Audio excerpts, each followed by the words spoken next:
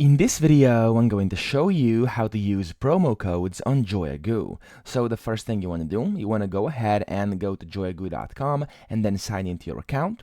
Once you do this, click on your profile icon top right, and then here you want to click on My Wallet.